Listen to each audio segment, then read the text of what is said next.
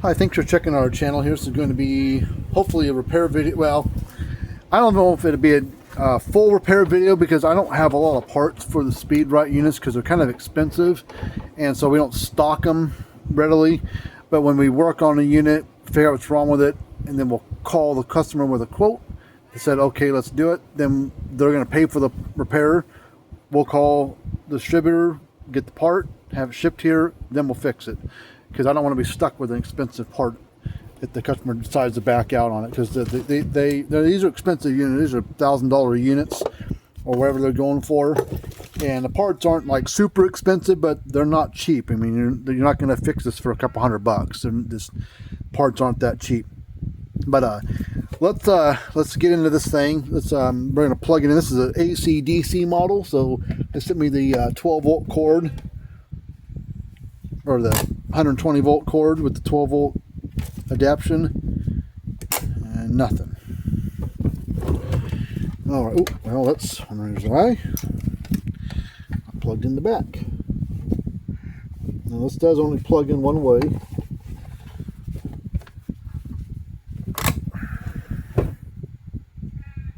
All right, still nothing.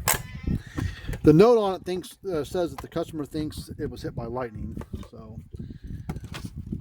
not sure, but let's check this power supply cable here. It's 120 volt wall wart basically, but it turns it into a DC voltage here. So we're gonna go across here and we are getting nothing. Make sure this is still plugged in all the way.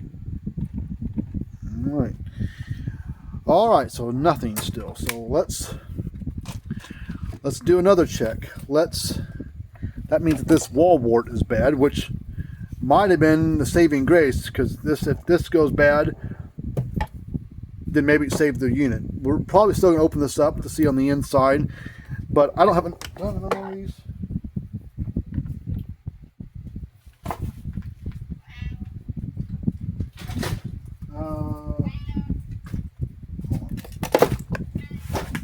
I might. If I don't, I've definitely got a 12 volt hooked up that I can put on there.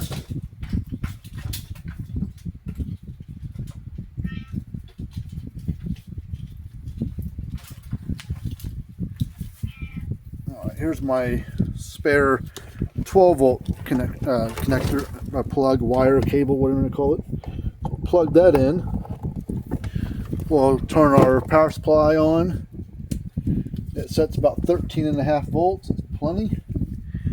We're gonna hook it up here.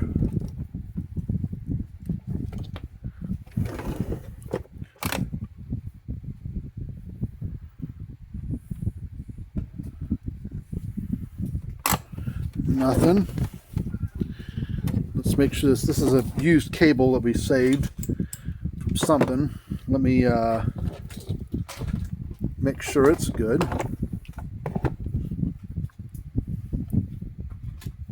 Yep, 13 point whatever. So we've got problems with the AC adapter's bad, and then the something wrong on the inside. Most likely it's got a board related issue. Oh shit, someone's tried taking this apart and didn't have a good screwdriver, and they stripped out that screw. Luckily there was enough of it still left over that we could get to it. That screw's missing. So someone's trying to get in here and monkey around with it.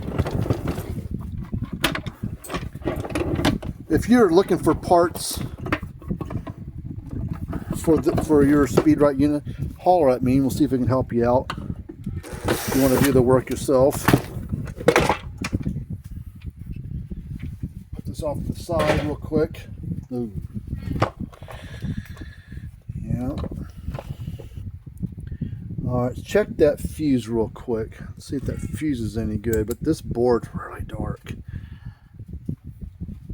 See all this dark spot? Usually it's nice and see-through. It's got a glaze on the board, like an epoxy resin. Okay, should beep when we go across it. Fuse is good. Oh shoot, look at this. Look at that board. corrosion. So the LCD board's bad. But that won't keep the unit from coming on. That should still work and click and flash the lights and everything. Just the display wouldn't work. So they need a bit of work done. They need a new board. We'll check the capacitor. This thing's only a 2022 model, so it's 4 years old. So the capacitors are probably fine, but we could check them real quick.